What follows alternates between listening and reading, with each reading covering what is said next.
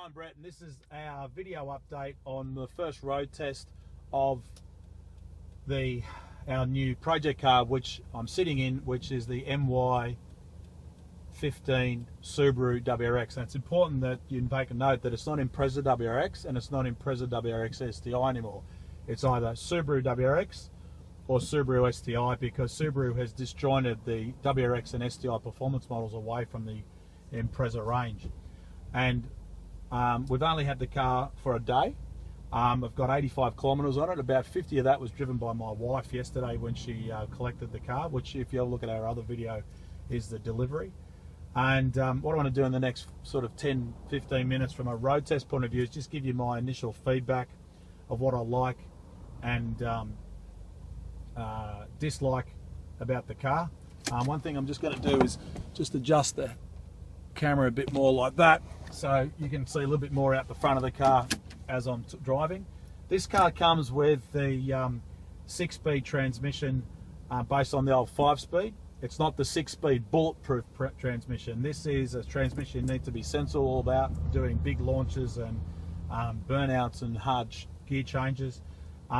It is a converted 5-speed with an extra 6th gear.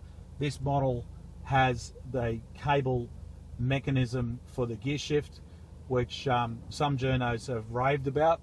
Personally, I think it's not as good as the old stick shift direct mechanical connection, but it is dramatically better than the previous model that had this transmission assembly with different ratios in Liberty Legacy GT, which is 09 onwards to current, Forester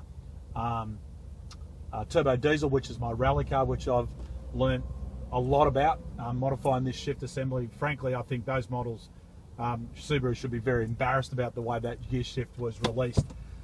So what we're going to do now is just go for a road test around my home, just as most people would be using these cars for in suburban traffic. It's just on dusk, so hopefully it's not getting too dark from a road point of view. And you can see the way the center console and the dash works.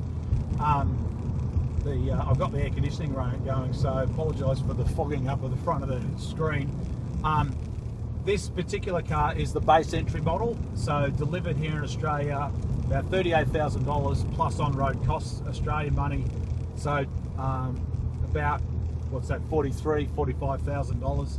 The next model up has got an optional Harman Kardon stereo, sunroof, leather seats, rain sensing wipers, and dusk sensing headlights with totally keyless remote, similar remote which I saw to our BRZ.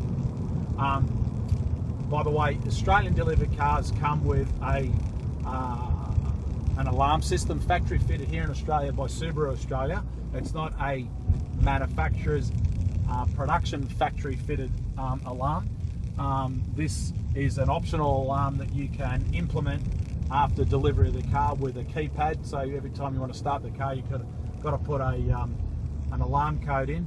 This is the alarm that has been delivered for the last few years on the Australian model, that replaced the old brand alarm system that had the keypad alarm in the center console, or in the earlier models up on the center here. Now, if you have one of those cars with those old brand alarms, they are repairable. They are starting to wear out. Modules and keypads are starting to give problems because of just age.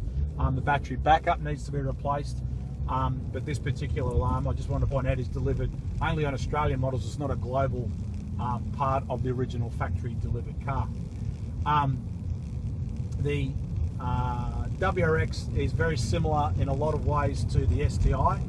When the STI goes on sale here in Australia in a couple of months' time, it will have what we call the old 2.5 litre engine, which is the current model, or last year's model, which is easy to recognise with the red inlet manifold. It's a 2.5 non-direct injection engine. Comes with, I assume Subaru will deliver it with the proper STI bulletproof 6-speed transmission. It will be interesting to see if they have the mechanical shift mechanism or the cable shift mechanism. It will come with a bigger wing, different brakes, and other features which make the STI obviously a better model. The really good thing is the WRX and the STI now share the same suspension, wheel assembly and hub assembly, so it'll give a lot more choice for 17, 18, 19 inch wheels, because the stud pattern's the same between the WRX and the STI. Previously the STI had a bigger diameter stud PCD to accommodate the bigger wheel bearings, and the WRX had the smaller ones. Now obviously Subaru have made them common across the range, which is really good because it tells us that this car's got bigger wheel bearings. This car has got the factory fitted, well, everything at the moment is standard, but it comes with a quad outlet rear muffler.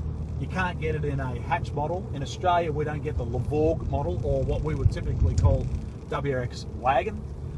That's only available, to my knowledge, in Japan. But one thing that they have gone out of their way, which is on this particular model, is to try and make it sound a little bit better. It's quite noticeable that the rear quad tips, which I think are fashionably look pretty good, fit a lot better on the rear bumper bar. The previous MY14 back to earlier models, MY08, even STIs with the quad outlets, the tailpipes look like they didn't project out far enough. They was up underneath the bumper bar too much, and that used to cause a lot of black soot build up and a lot of ugliness around the back of that, and they were hidden. I don't think Subaru really realised just how much your average owner likes to admire just some of these things. And we had a lot of owners saying to us, oh, is that fitted properly? Is that the way it should be? Well, this car, they've got it right. I think it looks pretty good. Brakes are a little bit different to the previous model, but not a lot. Of course, they're not as good as STI model, but then again, that's why you buy an STI, or one of the reasons why you may choose the more expensive STI. The daytime running lights, I think on this car harks back to the early production demo car that went around the world, what, about a year ago, 2 years ago, from Subaru, to get us used to what we're going to be expecting to see, which I think is pretty cool.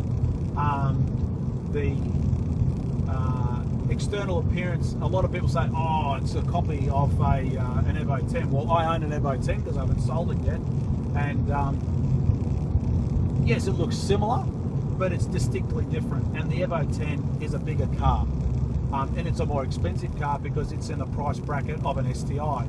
If you wanted something at this price point in the Mitsubishi range, you would buy the Lancer Ralliart model, which frankly I think this WRX is better value and a better car than a Lancer Ralliart.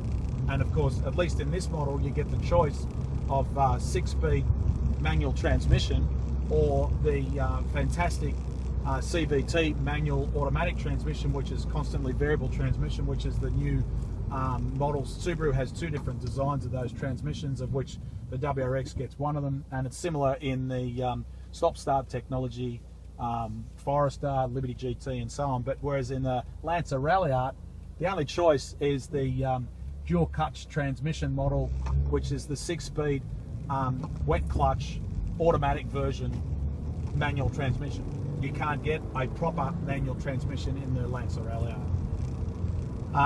Externally, other than that, the mirrors now are mounted off the door. They're not mounted off the base of the door pillar. You'll notice over in the right hand corner here, there's now that little infill of glass, which initially I thought, oh, it looks a little bit old fashioned, but you know what, I come to like it because I can see more out of that bottom right hand corner of the car now. The overall blind spots in this car are very minimal. It's got a very long sloping glass in it now, again similar to my Evo 10. I'm sorry for comparing it because that's the car I've been driving for the last couple of weeks, separate to the BRZ. The way I feel driving this car, I feel safe because I can see a lot around me. From an internal ergonomic point of view, I've got my seat all the way back. Now, I'm a fairly tall person. I believe it's got sufficient leg room for a fairly tall person. As you can see here, it's also got a fair bit of height.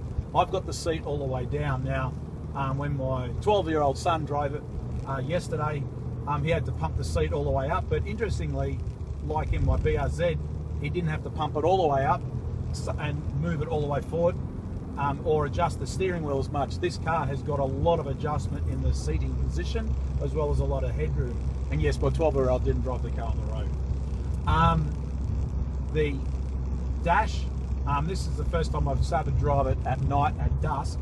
I think it's pretty cool. I can change the display by the controls on the steering wheel between digital speed, time travelled, back to nothing. You can have some level of control over this through programming it. It's also got the pretty cool startup feature where the Subaru dials all sweep across and reset themselves. This center console here is adjustable as well between several different functions. Typically, as a petrol head, I leave it on the display with the boost gauge, and I like that from a technology point of view, but also from an R&D point of view, because this tells me what the car is doing of what I would come to expect, which normally I have to put extra external devices and gauges in the car. Gone are the days where it was relatively easy to bolt on a boost gauge or other digital gauges. These days there's not a lot of room with curtain airbags, knee bag airbags, dash airbags and things like that. So you need to think seriously about where you put them. Well, this car gives me a lot of information that I don't need to go looking for other devices. The car tells me what the peak boost is, and at the moment I'm driving the car conservatively, but I gave it a bit of a squirt earlier on, and it has got a 1.46 bar peak boost on the car, which is actually quite high. But if you drive the car and accelerate through the gears, you can actually see what the Subaru engineers have done. The car comes on boost very low, so I assume it's got a fairly small turbo. The car will then fall over on its boost. So I expect when we get this car on the dyno, the boost curve will come on very, very early, then fall over, which means it doesn't have the top end performance that you would expect from a car with a bigger turbo, which is a little bit more laggy. So here I am driving down a main road in town, and I'm in fourth gear, and I put my foot down. I'm only doing 2,000 RPM, and the car is already, you know, at half a bar of boost, about 7 psi or 500 kPa. So remembering 1 bar of boost is around 14.7 psi, or of course, if you're in kPAs, depending on wherever you will, obviously these things vary. So I'm going to turn around here because I really don't want to. We'll go back this way. The stereo as an entry level, it's fine. I'm not a big fan of complicated stereos. As long as it works with my Bluetooth on my phone and I've got the controls through the dash, it does what I need it to do. It's very easy to sync my iPhone with the hands-free Bluetooth kit, which I think is very important. You want to be able to get in the car and make it easy to do that for yourself these days. The other things that I like about the car is if I want to just turn the indicators on for just 2 or 3 clicks, I just touch it to the right, flashes 3 times, and then it stops. If I want to do it for the left, same thing. I don't have to put the indicator stalk all the way down to get it to flash the indicators if I'm, say, doing a lane change. A little annoying thing that I found when I jumped in the car this morning, I was sitting here, is the horrible noise. It's probably good to remind me to put my seatbelt on. See if I can get it to do it while I'm sitting here now. It's different to all other noises in most other Subarus, and it's not going to bring the noise on for me. I don't know what does that, but anyway, I don't want to drive with my seatbelt off. But I'm yet to test the stability control. It's got an off button which brings on the traction mode and the stability control which turns it off. If I hold it down on most model cars these days, it does tend to put it into a slightly different mode. If I hold the button down for more than a couple of seconds on this car, the traction control light is now turned off, and all I've got it is in stability control off. Now, I would bet you $1,000 if I drive this car at a skid pan or drive it really hard, the traction control, the stability control will still work to some degree. We proved that over a year ago with the BRZ, when everybody thought, oh yeah, if it says it's off, it's off. Well, actually, it's not. It's still got some level of integration where it does control the stability control at a really aggressive level. And I'm pretty sure the Subaru will, this WRX will do it as well. I like the fact that on the WRX, the handbrake is a proper handbrake, and I can pull it on and it will lock up the wheels, so I can have a bit of fun on the gravel or in slippery situations. I like the fact that it is on my side of the car. My Evo, the handbrake is on the other side of the car because obviously the Mitsubishi engineers designed it for left-hand drive parking. I like the fact that the pedals look quite sporty.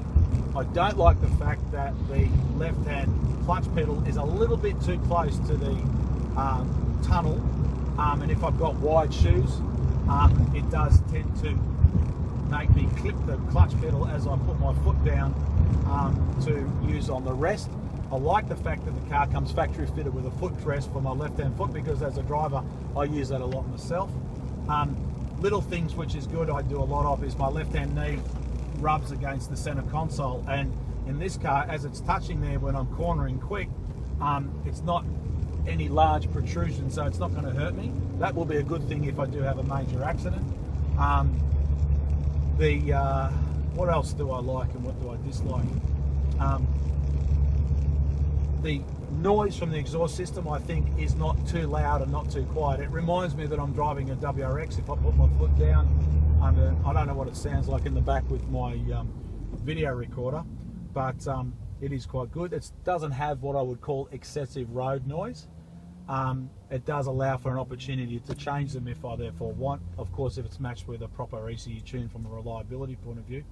The center, it doesn't have dual mode climate control. Really, that doesn't bother me.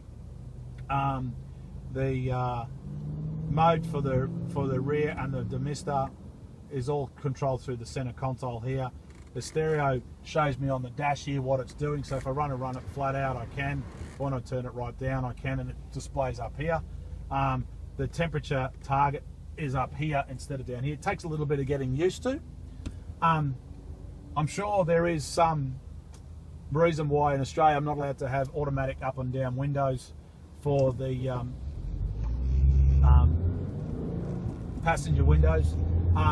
A lot of things a lot of people forget with Subarus, this car does have it, is the hill holder function. So you're sitting still on a hill with your foot on the brake pedal and foot on the clutch for the first 3 seconds, it will hold it for you so it doesn't roll back, and it will actually work when you're facing downhill as well, which is really good. Who knows if the car will do 280 kilometers an hour these days. I don't know whether it's really necessary to have a speedo that goes that far. We'll find out when we take the car to the track at some stage. The mirrors and the controls are fairly intuitive. Having driven a Subaru for quite some time now, I'm used to having them on the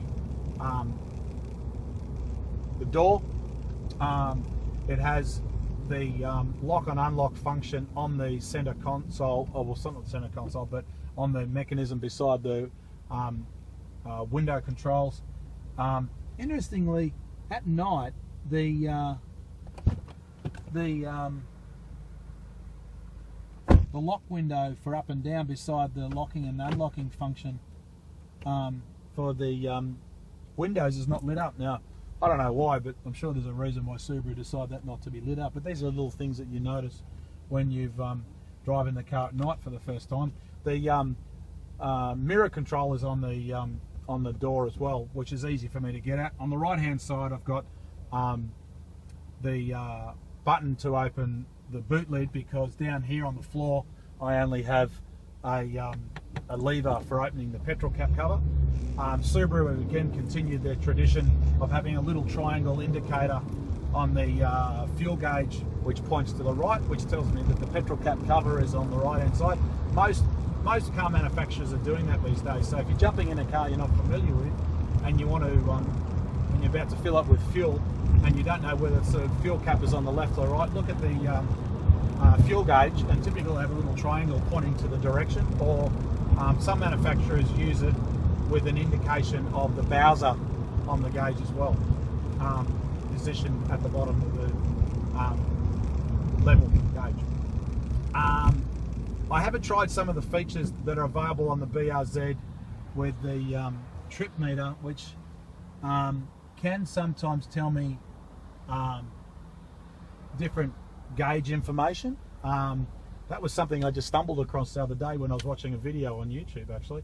On the center console of the steering wheel, which I think is a fantastic steering wheel, and big pats on the back for the Subaru engineers for what I think is a really, really good steering wheel and pretty cool.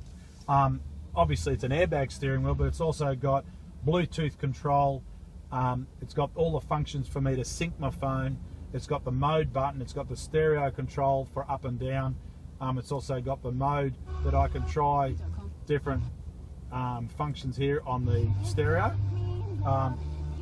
It's also down the bottom here, it's got the controls for the dash, which I commented on earlier are semi-programmable. I think that's enough. You don't want to go too complicated with that.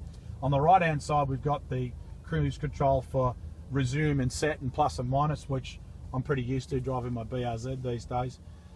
And look, from an overall point of view, I think the braking is fairly, it's not overly spongy, which is typical for a highly boosted brake system these days. And also the brakes feel good from just a driving point of view. The relationship between the accelerator pedal and these days the proper word is torque demand of the engine, because it's not an accelerator pedal, it's a torque demand pedal these days, is quite good. It's fairly linear, and I'm pretty sure when we come to start programming the factory ECU, that'll be something we can adjust anyway, but out of the box feels really good. The way I'm driving the car, when I first jumped in it, I wasn't slipping the clutch excessively or jerking it, because sometimes when you jump in and out of different cars, it does take a little bit of a while to get used to the relationship on how you want to drive it